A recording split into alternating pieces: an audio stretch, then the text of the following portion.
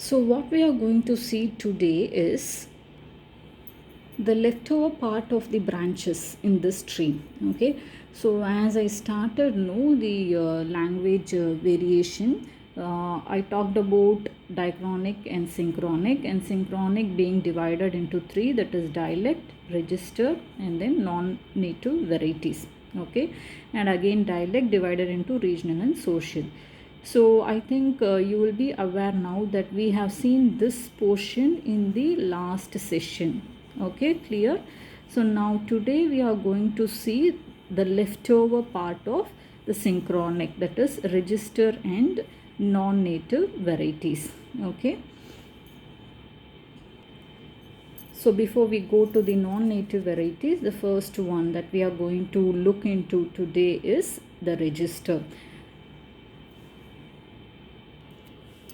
So what is a register? Register is nothing but it depends on the kind of subject matter dealt with, disciplines or occupations engaged in, fields of activity, etc. Okay, so you have to remember that we are talking about the language variation. Okay, so what type of variations takes place in the register? So when we are looking into the variations that is happening, it depends, the variations depends on the subject matter the language is dealing with, and the discipline the language is used in, and the occupation where the language is associated with, and the field of activity. So these are something that you have to take into account when you are talking about register. Okay, so register is nothing but it is a type of language variation. Okay, and these are the fields where the language varies accordingly. Okay, depending on that the language will be changing. And as we have seen that register is branched into three types, isn't it? So when you just look into here, so now you should be well aware of what you mean by register. Okay, register is nothing but it is a language variation. Okay, and the register depends on the subject matter, discipline, occupation, field of activity. Okay, so depending on the various conditions that I have listed so far, it is divided into three types: field, style, and mode. Okay, so now we will look into these three one by one. So now when we are talking about the context or field of discourse, so depending on that you get various types of registers. Okay, so context or field of discourse is nothing but where and in which situation or context the language is used in. Okay, for example, if you take the profession of a doctor, certain type of language variations you will come across. Or if you look into the profession of lawyer and advocate, certain type of language variations will take place. So depending on the field of discourse, if the language varies, that is actually a type of register which come under field. Okay, clear? So for example, here I have listed out three types of register that come under field. Okay, one is legal register, journalistic register, and medical register. So legal register is nothing but, as I told you, the language variation that is coming in the profession of an advocate. Okay, so what type of language variations do you see in the profession of advocate? For example, in the textbook they have given a sentence like this. Okay, if you can look into this line, I am much obliged. If your lordship pleases, I agree with every word that has fallen from my lord. Okay, so this is a line spoken in the field of an advocate. Okay, that is a legal register. So for example, can you just make the same sentence in the profession of a doctor? Will a nurse speak to a doctor in this way? No, definitely no, isn't it? So depending on the profession, the language varies, and that is a type of register which comes under the field. Clear?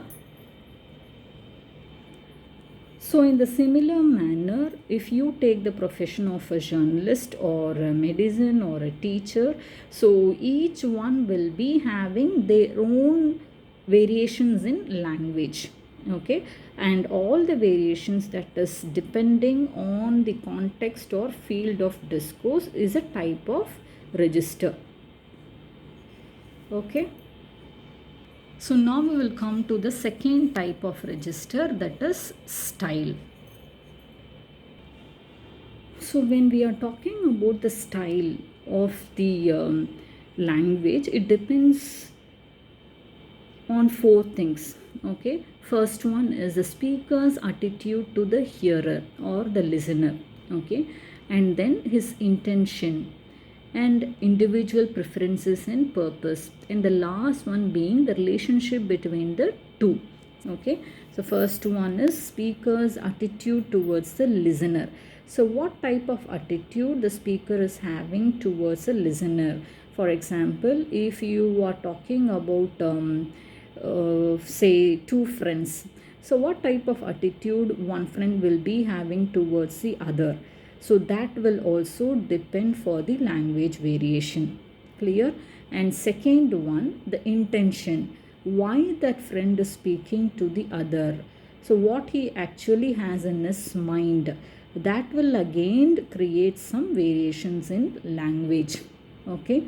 And third one, individual preferences and purpose, so what he actually want to convey, what is the purpose of his message and what type of preferences he is having, so everything will again create variations in language. And lastly, the relationship between the two, what type of relation the two persons, that is speaker and the listener, is sharing, okay.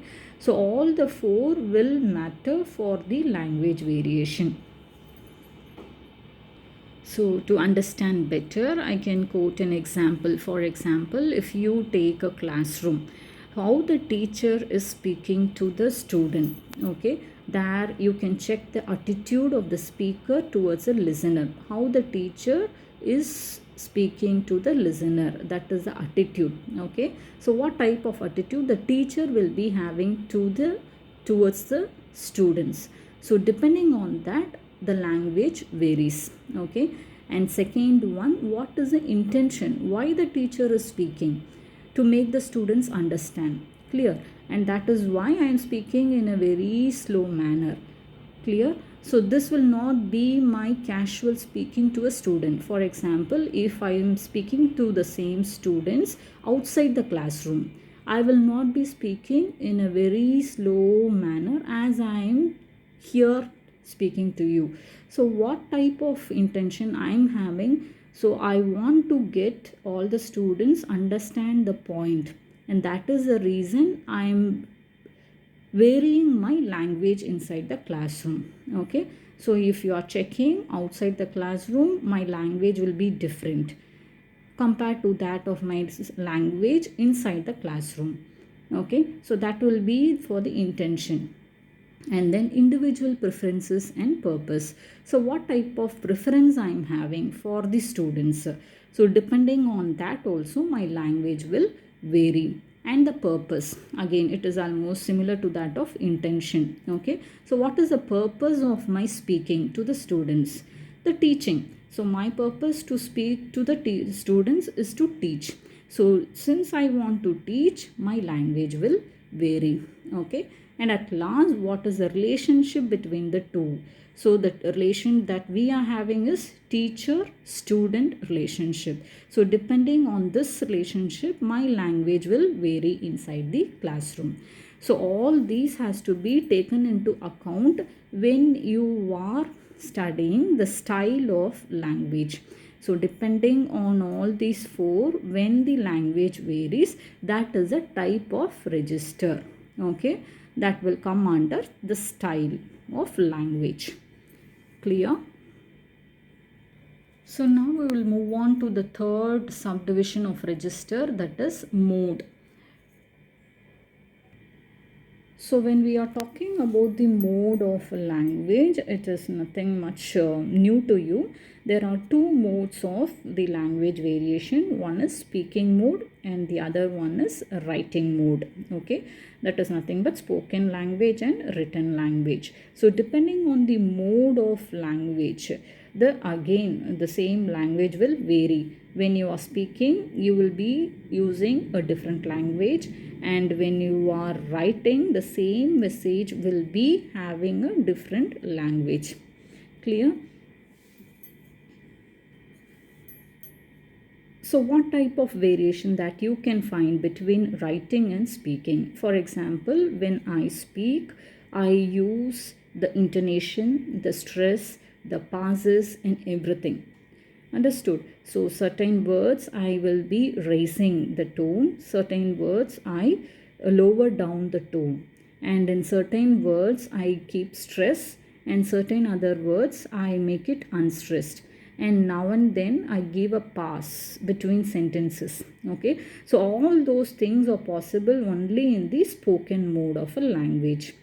So now coming to the written mode of language, if I am just typing my teaching, can you find the tone or the stress or the pauses that I give between sentences? It is impossible, isn't it? So that is a variation that you can find in the written mode.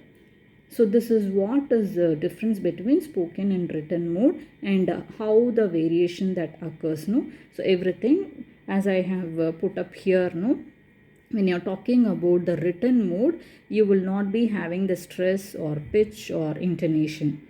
Clear? And when you are talking about again the written mode, what you can do is only depending wholly on the punctuation. Maybe you can give a full stop or a comma. So such type of punctuation alone could be used in the written mode, whereas in the spoken mode you can use all types of stress, pitch or intonation. So this will be like a drawback of the written mode also, that is absence of stress, pitch and intonation. And since you cannot use any of this type of language tools, you have to be very explicit and clear while you are communicating using the written mode. Okay. And apart from that, you have one more disadvantage, that is written mode is situational, meaning that you cannot change according to the situation that is taking place. For example, in spoken language, you can be aware of what type of communication that you are making to the listener. But here in the written form, it is just restricted. You are just writing and you don't know who is going to read, when he is going to read, and in what situation he is going to read. So all these come under the disadvantages of writing. So this is all about the three types of register that you have to remember. One is field, and the other one is style, and the third one is mode. Okay.